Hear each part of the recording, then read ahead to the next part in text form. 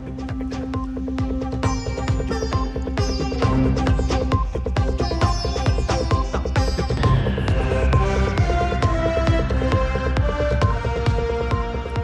आप देख रहे हैं दूरदर्शन समाचार। आपके साथ मैं हूं पराक्रम से शेखावत। बताएंगे आपको आज दिन भर से जुड़ी बड़ी और महत्वपूर्ण खबरें। समाचार की शुरुआत करेंगे सुर्खियों के साथ।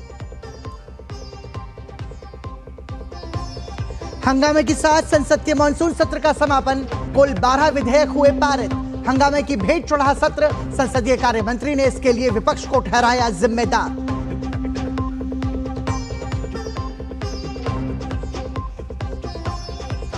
सत्र के दौरान कांग्रेस समेत विपक्ष के रवैये पर उठे सवाल। गृह मंत्री के बयान की मांग कर रहा विपक्ष चर्चा से भागा।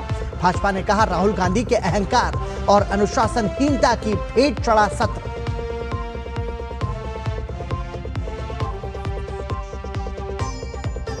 निष्पक्षता न्यायपालिका का सबसे जरूरी गुण। डीडी न्यूज से विशेष बातचीत में बोले मुख्य न्यायाधीश न्यायमूर्ति सूर्यकांत। लंबित मुकदमों के निपटारे और जिला अदालतों तक न्यायिक सुधार पर दिया जोर। कहा युवा देश की सबसे बड़ी शक्ति।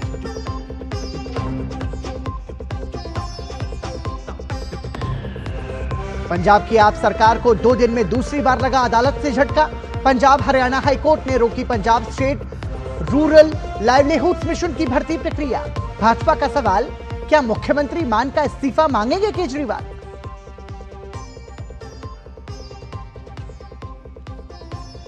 और झारखंड में छात्र आंदोलन का 20वां दिन। छात्रों का ऐलान, मांगों से नहीं होगा किसी का प्रकार का समझौता। घबराई सोरेन सरकार की सख्ती।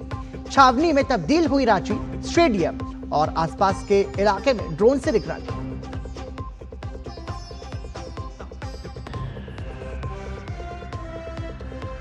और उत्तराखंड के चमोली के पीपल कोट में निर्माणाधीन टीएचडीसी टनल में भरा मलबा और पानी। टनल में फंसे 22 लोगों में से 18 लोगों को सुरक्षित बाहर निकाला गया। राहत और बचाव कार्य जारी।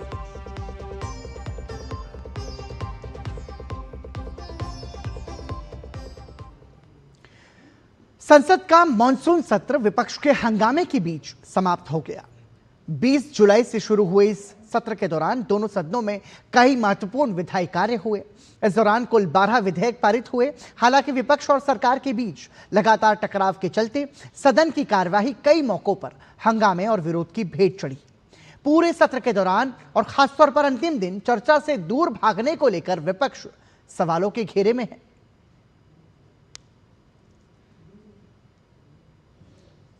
के मॉनसून सत्र का आखिरकार समापन हो गया।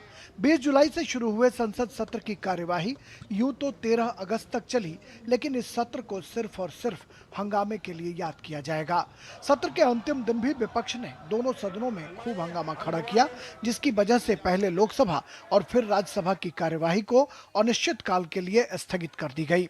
सत्र के समापन के बाद संसदीय कार्य मंत्री ने बाकायदा प्रेस कॉन्फ्रेंस कर बताया कि राज्यसभा में 39% और लोकसभा में महज 19% काम हुआ।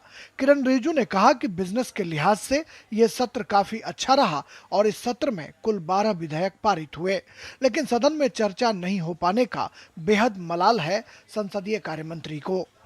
संसदीय कार्य मंत्री ने बड़े अफसोस के साथ कहा कि हंगामे की वजह से लोकसभा में सिर्फ एक ही बिल पर चर्चा हुई। सदन में चर्चा से विपक्ष भागता रहा।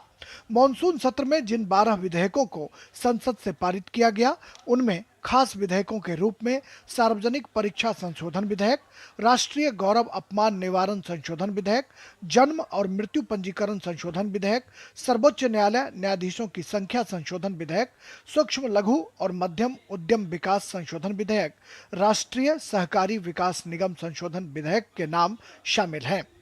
बिजनेस के दृष्टि से बहुत अच्छा सेशन रहा। कुल 12 बिल्स हमने पारित किए हैं। चर्चा की दृष्टि से अच्छा नहीं हुआ है। लोकसभा में जितना टाइम आवंटित किया गया है, टोटल टाइम एलोकेशन के हिसाब से सिर्फ 19% हमने प्रोडक्टिविटी की दृष्टि से 19% सक्सेस प्राप्त किया है। राज्यसभा में 39%।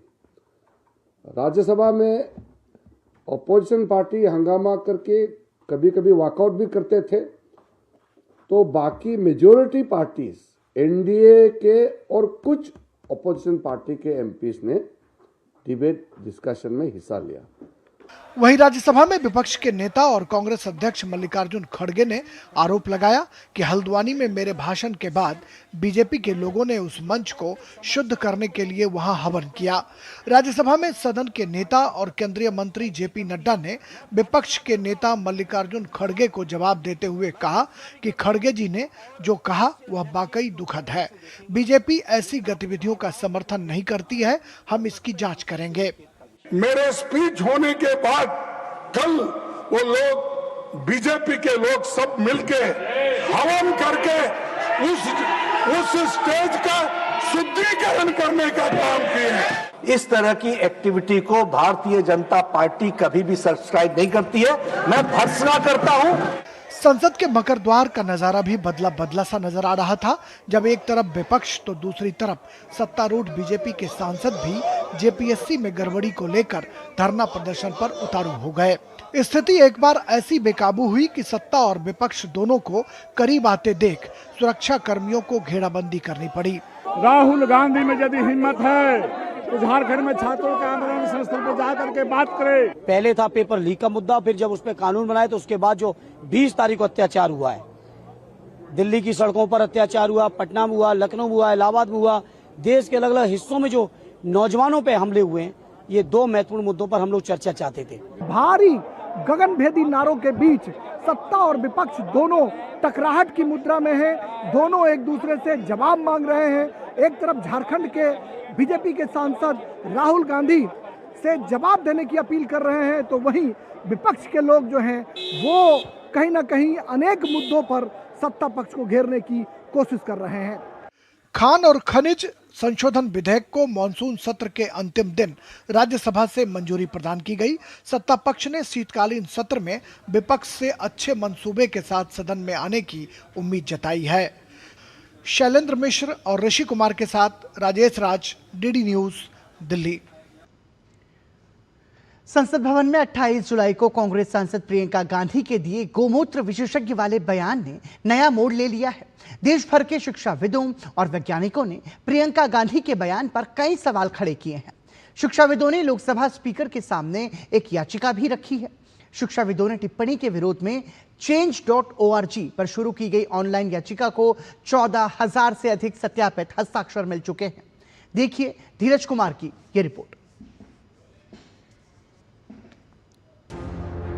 28 जुलाई 2026 वायनाड से कांग्रेस सांसद प्रियंका गांधी वाड्रा ने लोकसभा में परीक्षा सुधार से जुड़ी एक समिति के सदस्यों पर सवाल उठाते हुए बिना नाम लिए आईआईटी मद्रास के निदेशक प्रोफेसर वी कामाकोटी को गोमूत्र विशेषज्ञ कहा, उनकी योग्यता पर सवाल उठाए। प्रियंका गांधी वाड्रा का ये बयान अब उनके ही गले की हड्डी बनता दिखाई दे रहा है। बड़ी संख्या में शिक्षाविदों और वैज्ञानिकों ने प्रियंका के इस बयान पर विरोध का झंडा बुलंद किया है।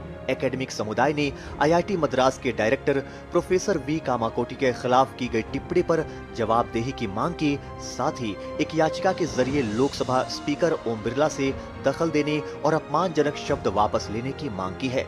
1 अगस्त 2026 को शुरू की गई ये याचिका तेजी से एकेडमिक और वैज्ञानिक समुदायों के बीच चिंता का एक अहम जरिया बन गई। टिप्पणी के विरोध में change.org पर शुरू की गई ऑनलाइन याचिका को 14,000 से अधिक सत्यापित हस्ताक्षर मिल चुके हैं। 38 से अधिक देशों के प्रवासी भारतीय वैज्ञानिकों ने भी इस मुहिम का समर्थन किया है। प्रियंका गांधी की टिप्पणी से आहत देश के 215 से अधिक मौजूदा और पूर्व कुलपतियों तथा शिक्षाविदों ने पहले ही प्रियंका गांधी को एक खुला पत्र लिखकर अपनी गहरी निराशा जताई थी। याचिकाकर्ताओं ने मांग की है कि संसद में व्यक्तिगत और अपमानजनक भाषा के प्रयोग से बचा जाना चाहिए तथा प्रियंका गांधी को अपनी ये टिप्पणी वापस लेकर माफी मांगनी चाहिए। इस विवाद ने कई सवाल खड़े किए हैं। खासकर वैज्ञानिक अनुसंधान से जुड़े विशेषज्ञ ये पूछ रहे हैं कि वैज्ञानिक अनुसंधान को प्रोत्साहित किया जाना चाहिए या उसका उपहास किया जाना चाहिए। विज्ञान परिकल्पनाओं के परीक्षण से आगे बढ़ता है, न कि उनका उपहास से। धीरज कुमार की रिपोर्ट, डीडी न्यूज। उत्तराखंड के चमोली में निर्माणाधीन टीएचडीसी टनल में मलबा और पानी भर गया। पीपलकोट के मायापुर में बनी इस टनल में 22 लोग फंस गए। मलबा आने की सूचना मिलते ही तुरंत राहत और बचाव का काम शुरू हुआ और 16 लोगों को सुरक्षित बाहर निकाल लिया गया। वहीं टनल में फंसे बाकी लोगों का रेस्क्यू भी जारी है। जिला प्रशासन के साथ ही एसडीआरएफ, सीआईएसएफ, आईटीबीपी और एनडीआरएफ समेत तमाम एजेंसीज मौके पर पहुंचकर बचाव अभियान में जुटी हैं। प्रदेश के मुख्यमंत्री पुष्कर सिंह धामी ने खुद आपदा परिचालन केंद्र से रेस्क्यू ऑपरेशन की समीक्षा की और अधिकारियों को पूरी तत्परता से अभियान चलाने के निर्देश दिए। इसके साथ ही घायलों के बेहतर इलाज और हर संभव सहायता सुनिश्चित करने के आदेश भी अधिकारियों को दिए गए। और जानकर ये चमोली जिले के पीपलकोटी के पास बिरही पर जो टनल निर्माणाधीन थी उस पर अंदर काम करने वाले जो मजदूर थे उनके ऊपर कुछ वहाँ मड वगैरह आया है, ऊपर से कुछ भूस्खलन जैसा हुआ है। उसके कारण से कुछ लोग उसके अंदर फंस गए थे और अभी 18 लोगों को निकाल लिया है, जिसमें से कुछ लोग घायल हैं और पीपलकोटी के अस्पताल में उनको भर्ती कराया गया। सभी इलाज वहाँ पर दिए जा रहे हैं। हमारा प्रयास है कि जितने भी लोग हैं उनका रेस्क्यू जल्दी से जल्दी किया जाए। उसके लिए एनडीआरएफ, एसडीआरएफ, जिला प्रशासन की टीम, हमारे यहाँ की पुलिस की टीम, स्वास्थ्य विभाग, आपदा प्रबंधन, सभी लोग मौके पर हैं।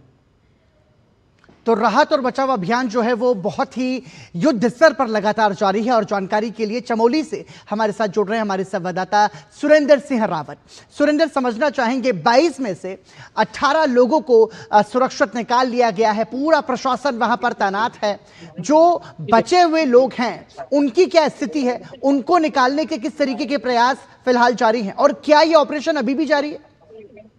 बिल्कुल, जिस तरह से 7:45 बजे लगभग की ये घटना बताई गई है और इस घटना के बाद जिलाधिकारी चमोली प्रशासन, एसडीआरएफ, एनडीआरएफ के साथ साथ आर्मी मौके पे पहुंचे और अब तक का जो अपडेट है लगभग 20 लोगों को यहाँ पे निकाला गया है और जो अन्य लोग हैं वो फंसे हुए हैं, उनको निकालने के लिए पूरी जो संसाधन जनपद चमोली स्तर पे है और कंपनी प्रबंधन के पास है, वो सारे संसाधन इस रेस्क्यू में जुटाए गए हैं। और अब तक जो एनडीआरएफ की तरफ से जो बताया गया कि इसमें 22 लोग फंसे हुए थे और जिसमें से 20 लोगों का अब तक रेस्क्यू कर लिया गया है। जिलाधिकारी चमोली गौरव कुमार, पुलिस अधीक्षक चमोली, एनडीआरएफ की टीम और प्रभारी मंत्री, स्थानीय विधायक, सभी लोग, जनप्रतिनिधि, स्थानीय लोग, कंपनी प्रबंधन सभी मौके पे बने हुए हैं और हर संभव प्रयास लोगों को बचाने का किया जा रहा है।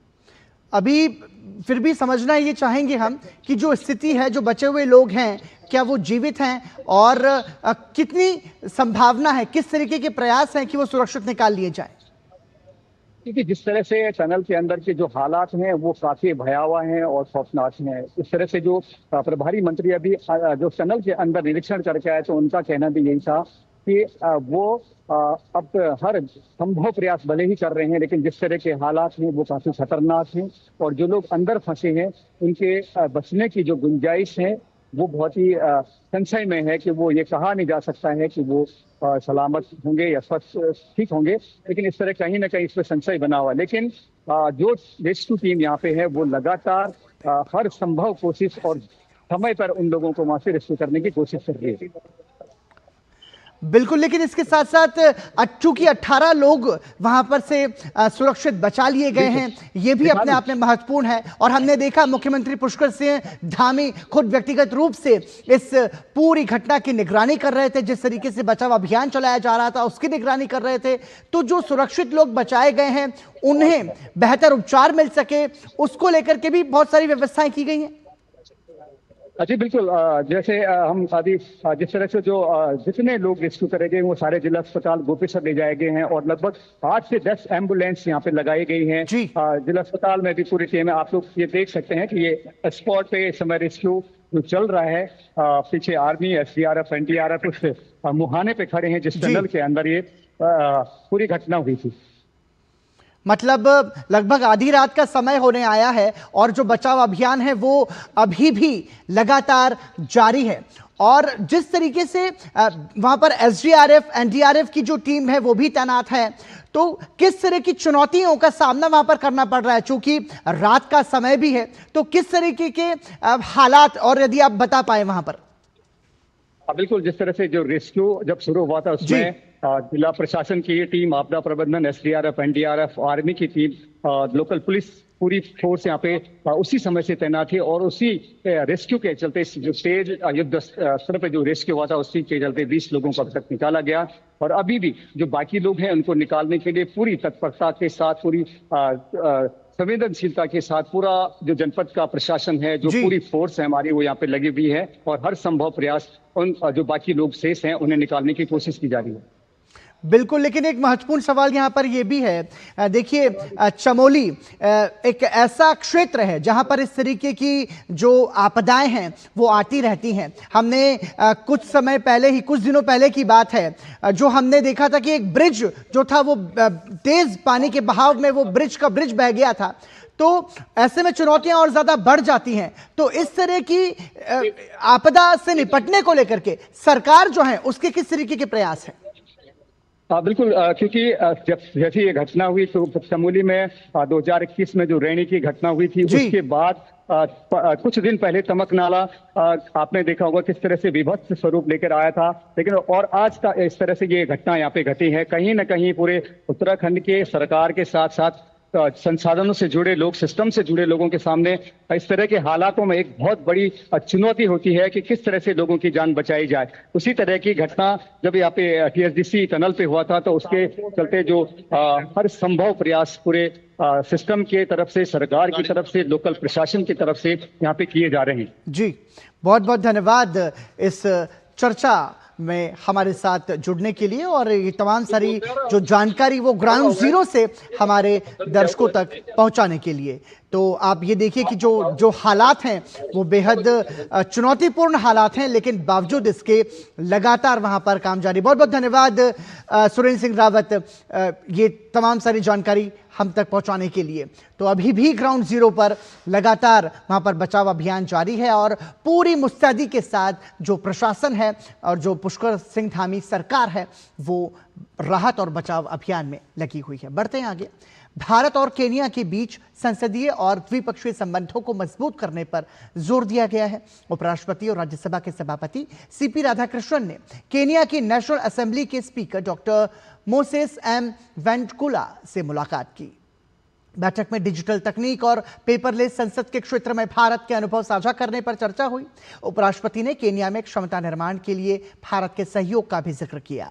भारत हर साल केनिया को करीब 400 स्कॉलरशिप और प्रशिक्षण के अवसर दे रहा है। साथ ही आईसीसीआर की लंबी अवधि की स्कॉलरशिप 80 से बढ़ाकर 100 करने की जानकारी भी दी गई।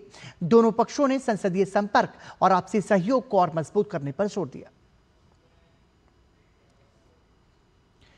20 दिन से लगातार धरना चल रहा है। 2 सप्ताह से ज्यादा वक्त से भूख हड़ताल जारी है। पैदल मार्च हो चुका है और अब छात्र आंदोलन के अगले चरण की तैयारी कर रहे हैं। रांची के जयपाल से मुंडा स्टेडियम में सत्याग्रह जारी है। छात्रों का आरोप है कि भर्ती परीक्षाओं में कथित अनियमितताओं ने उनके भविष्य और पूरी परीक्षा व्यवस्था पर सवाल खड़े कर दिए हैं। सरकार और छात्रों के बीच बातचीत हो चुकी है, लेकिन सरकार जेएसएससी परीक्षा को रद्द करने के लिए तैयार नहीं है और छात्र सभी मांगे पूरी होने तक अनशन से हटने के लिए राजी नहीं है।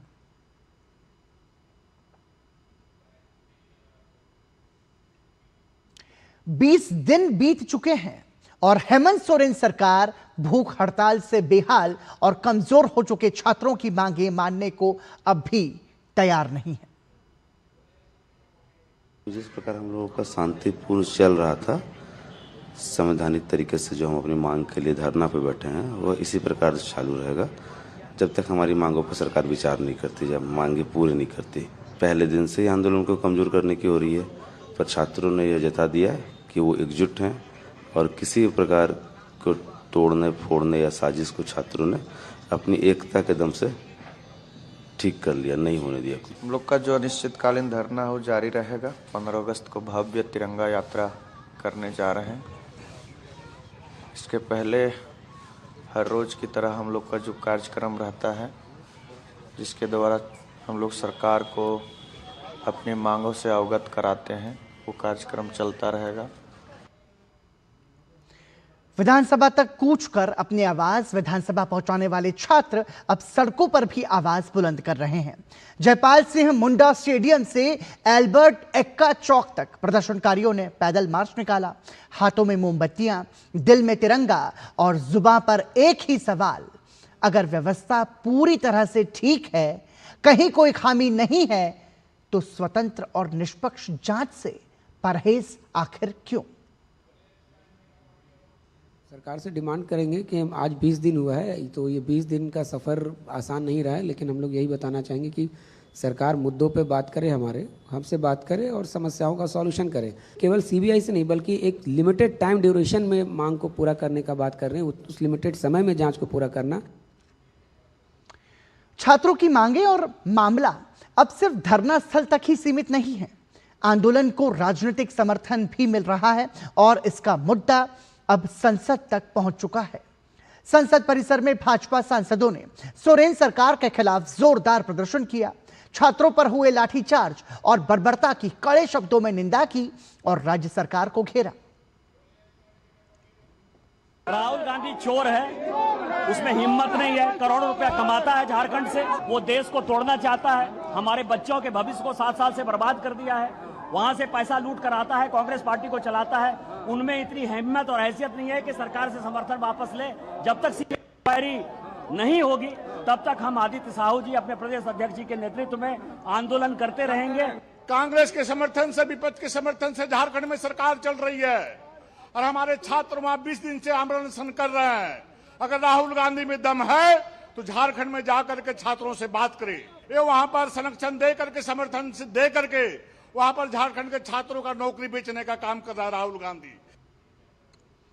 भाजपा कह रही है कि 1 सप्ताह में सीबीआई जांच के आदेश नहीं दिए तो अनशन शुरू होगा और आरोप लगा रही है कि सीबीआई जांच होगी तो जेएमएम और कांग्रेस के कई बड़े लोगों तक आंच पहुंचेगी।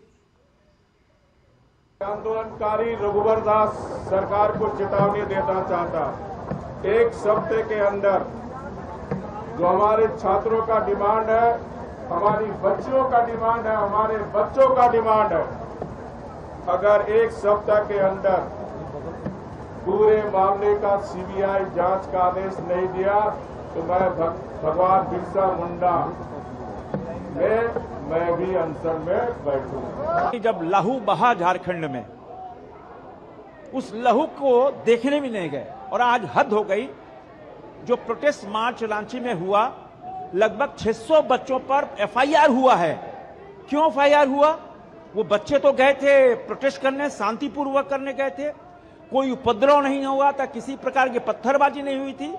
उल्टे उनपे अगर एफआईआर होता है तो कहां से न्याय है? झारखंड बोल रहा है सीबीआई जांच से कुछ मानेंगे नहीं काम।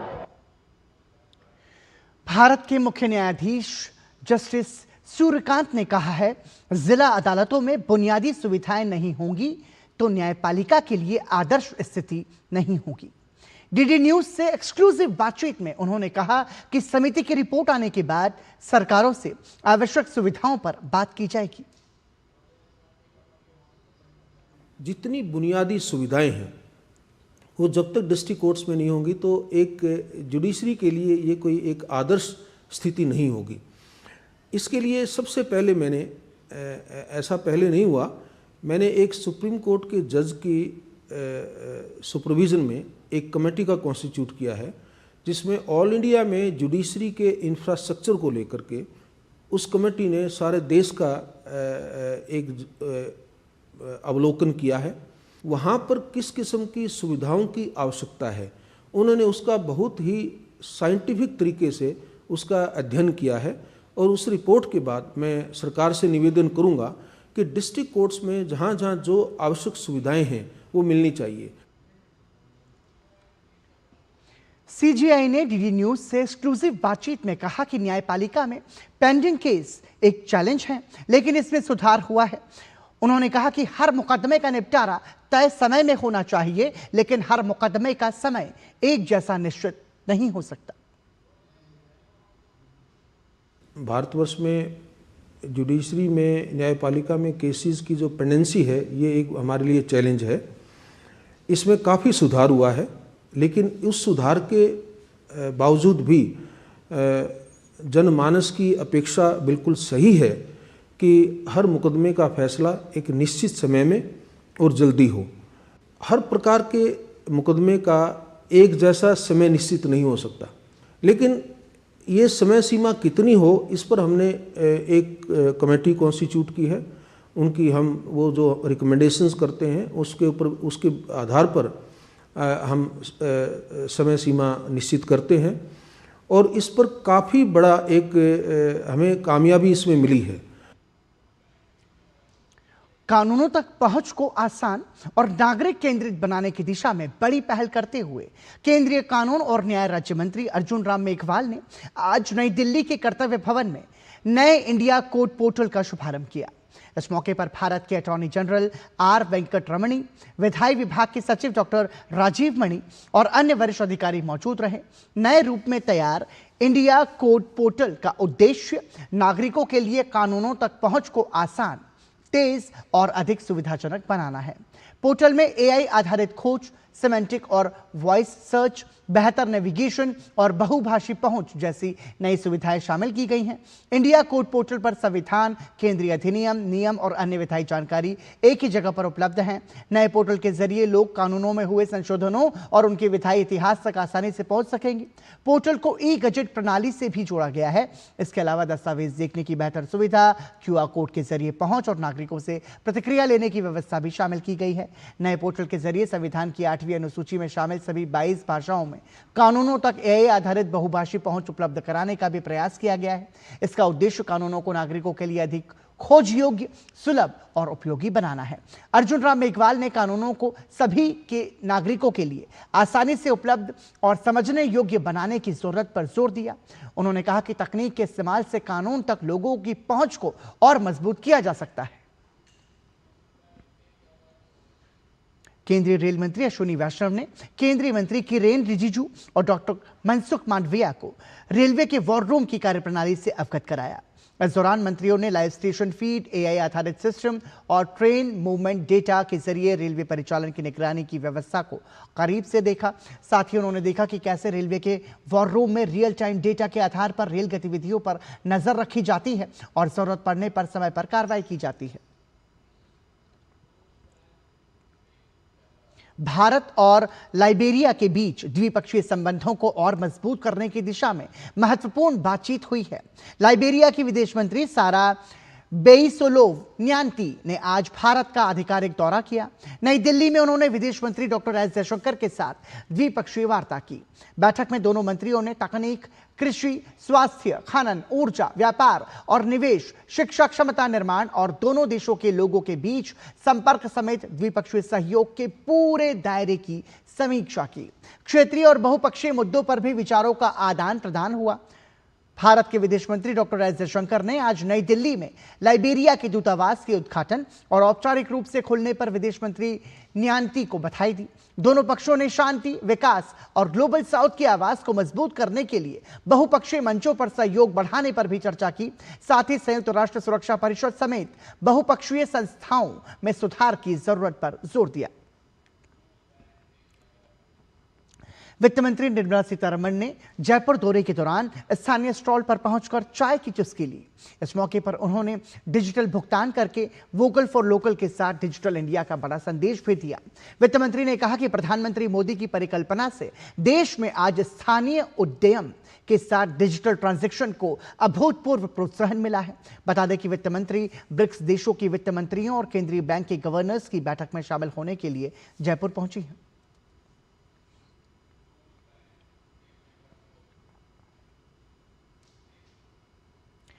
भारत की विदेश नीति को लेकर युवाओं के बीच संवाद को बढ़ावा देने की दिशा में एक महत्वपूर्ण पहल हुई है।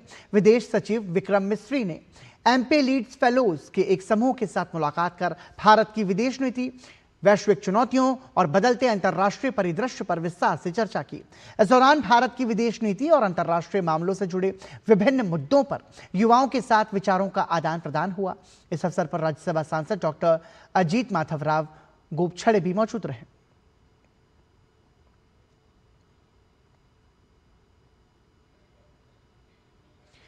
एयर इंडिया सैट्स ने आर्मी वेलफेयर प्लेसमेंट ऑर्गेनाइजेशन के साथ मिलकर शहीदों के बच्चों को ग्राउंड क्रू की ट्रेनिंग देकर रोजगार दिया है। इन 10 लड़के और लड़कियों को baggage handling, cargo handling, check in service जैसे प्रशिक्षण दिए गए।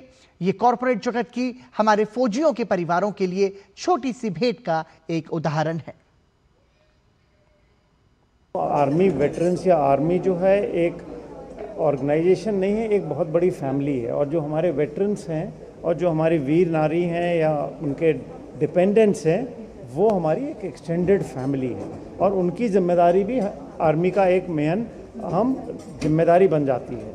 और AWPO के पास का काम ही यही है कि जहाँ पर भी इस प्रकार की अपॉर्चुनिटीज़ इनके लिए आती हैं, वहाँ पर हम इनको जो है जॉब में लगाना चाहिए। आज AISAT हमारे पास आया, AISAT की तरफ को हम बहुत बहुत धन्यवाद करेंगे कि ये इस तरीके की ये मुहिम इन्होंने शुरू करी।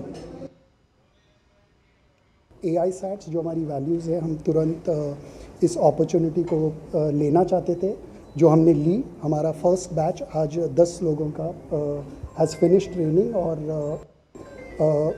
एयरपोर्ट पे काम करने रेडी है। कल से वो ड्यूटी ज्वाइन करेंगे।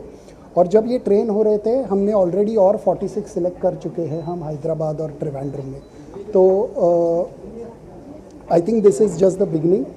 I think we see this as a excellent initiative, something very little that as an organization we can give back to the country. इसी के साथ समाचार में अभी के लिए इतना ही। दीजिए अनुमति। नमस्कार।